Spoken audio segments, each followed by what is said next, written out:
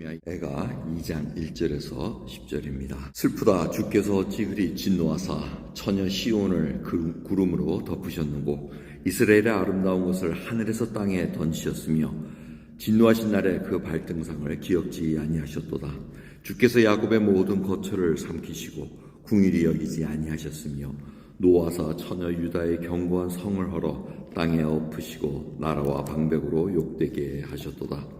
맹렬한 진노로 이스라엘 모든 뿔을 자르셨으며 원수 앞에서 오른손을 거두시고 맹렬한 불이 사방으로 사름같이 야곱을 사르으셨도다. 원수같이 활을 당기고 대적처럼 오른손을 들고 서서 눈에 아름다운 모든 자를 살육하셨으며 처녀 시온의 장막에 노를 불처럼 쏟으셨도다. 주께서 원수같이 되어 이스라엘을 삼키셨으며 모든 궁을 삼키셨고 견고한 성들을 회파하사 처녀 유다의 근심과 애통을 더하셨도다. 성막을 동산의 초막같이 헐어버리시며 공의 처소를 회파하셨도다. 여호와께서 시온 가운데서 절기와 안식일을 잊어버리게 하시며 진노하사 왕과 제사장을 멸시하셨도다. 여호와께서 또 자기 제단을 버리시며 자기 성소를 미워하시며 궁장의 원수의 손에 붙이셨으며 저희가 여호와의 전에서 헌화하기를 절기날과 같이 하였도다. 여호와께서 처녀 시온의 성을 헐기로 결심하시고 줄을 띠고 회파함에서 손을 거두지 아니하사 성과 과거로 통곡하게 하셨음에 저희가 함께 쇠하였도다. 성문이 땅에 묻히며 빗장이 꺾여 회파되고 왕과 방백들이 율법 없는 열방 가운데 있으며 그 선지자들은 여호와의 묵시를 받지 못하는도다.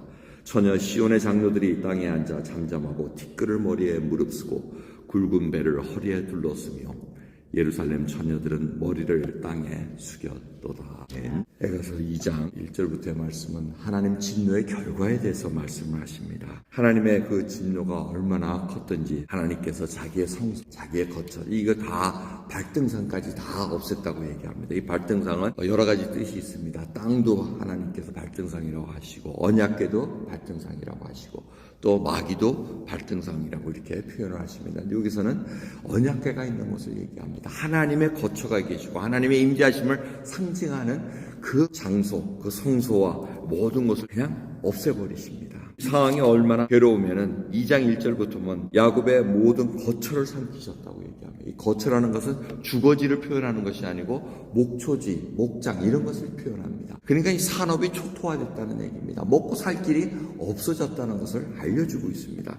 그리고 성을 헐었다고 말씀하십니다. 자신들의 보호막인 이 성벽이 무너진 것은 바로 대문 없는 집에서 사는 것과 똑같습니다. 그러니 자기의 상황들이 참담하게 됐다는 것을 얘기합니다. 그러면서 이 성소가 7절을 보시면 하나님께서 그렇게 사랑해야 되고 함께 계셔야 될 그 성소가 자기 성소를 미워하시고 그것을 원수의 손에 붙여서 그 원수들이 여호와의 전에서 헌화하기를 절기날과 같이 하였도다 이렇게 얘기합니다.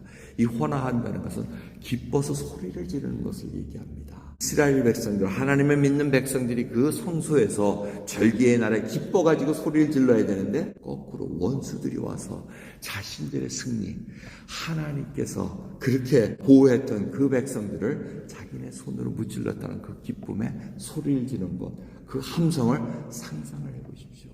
원수들이 와가지고 하나님께서 보호해 주셔야 되고 하나님께서 인도해 주실 그곳에 원수들이 와서 소리를 지르고 기뻐한다는 것은 정말 차마 눈을 뜨고 볼 수가 없습니다. 그러니 왕과 제사장들이 눈을 들 수가 없고 이스라엘 백성들도 다 머리를 숙였다고 얘기를 하고 있습니다. 이것이 하나님의 진노의 결과라고 얘기합니다.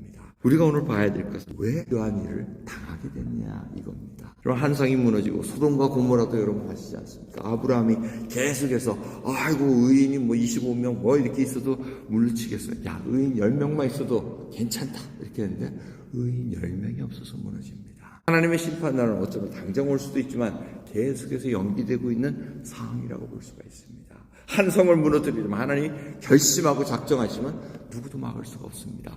그런데 왜 안 무너뜨리십니까? 왜 지금도 용서하시고 인자를 베푸십니까? 여러분과 같이 기도하시고 의인 10명 이상이 있어서 그렇다고 보시면 됩니다. 이게 다 하나님의 은혜입니다. 그래서 우리가 숨 쉬어서 오늘 하루 또 이렇게 지낼 수 있는 게 하나님의 은혜입니다. 내가 하나님을 떠나서 어디로 살 수 있겠습니까? 오늘 예배 시작 그 찬송이 뭐였습니까? 여러 해 동안 주 떠나 이제 내 마음을 엽니다.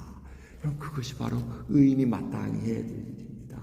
심령이 가난하고 애통하는 자로서 이 땅의 죄악을 애통해 하고 나의 심령 상태를 애통해 할 때 하나님께서는 징계와 이 진노를 연기하십니다. 그게 하나님의 속성이십니다. 죄를 많이 했을 때 하나님께서 어려움을 주십니다. 죄가 횡배했을 때 하나님께 부르짖습니다. 그럼 하나님께서 어떻게 하십니까?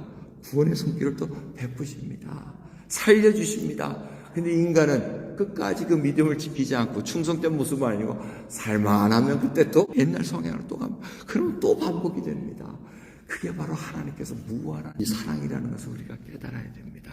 근데 이스라엘 백성들은 지독지독 그것을 피해버립니다. 무시합니다. 선지자를 그렇게 보냈음에도 불구하고 우상 섬기지 말라는데도 예루살렘 성전 그 안에 뭘 합니까? 제사장들이 엉뚱한 것을 만들어 놓습니다. 그 상황을 에스겔을 통해서 보여주십니다. 에스겔이 포로가 돼가지고 저 이방 땅에 가 있을 때 네가 왜 이렇게 고난을 당하는 줄 아느냐, 왜 이스라엘이 망하는 줄 아느냐 하면서 그 성전 안에 상태를 보여줍니다. 하나님을 섬긴다 하면서도 엉뚱한 것을 의지하고 엉뚱한 생활을 하고 있다는 것을 보여주셨다는 겁니다. 지금도 그 말씀은 예배가 없습니다. 우리도 예배를 드린다 하면서 하나님께 기도를 드린다 하면서도 엉뚱한 것을 의지하고 드리면은 여지없이 징계는 올 수밖에 없습니다. 들을 귀가 있는 자는 분명히 우리는 깨달아야 됩니다. 하나님의 어떠한 분이신가? 하나님의 다른 것들을 섬기면서 사랑하면서 하나님을 겸하여 섬길 수 없다는 것 분명히 우리는 깨닫고 있어야 됩니다. 그리고 이 땅을 위해서 애통해하는 의인 10명만 있으면 하나님께서 계속해서 이끌어 가십니다. 왜? 그들에게 세컨 찬스를 계속해서 보여주시기 때문에 그렇습니다. 기도하겠습니다. 하나님 감사합니다. 오늘도 저희들 주님 앞에 겸손한 자로 온유한 자로서 주님 앞에 서기를 소원합니다. 주님의 성품을 닮아가는 하나님의 백성으로 인도해 주시고 이 땅을 궁일히 여겨주시사 저희들이 기도하게 하옵소서. 하나님을 사랑하게 하옵소서. 하나님 외에 다른 것들을 사랑하지 않는 그런 귀한 하나님의 정결한 백성으로 세워주옵소서. 감사드리며 예수 그리스도의 이름으로 기도드리옵나이다. 아멘.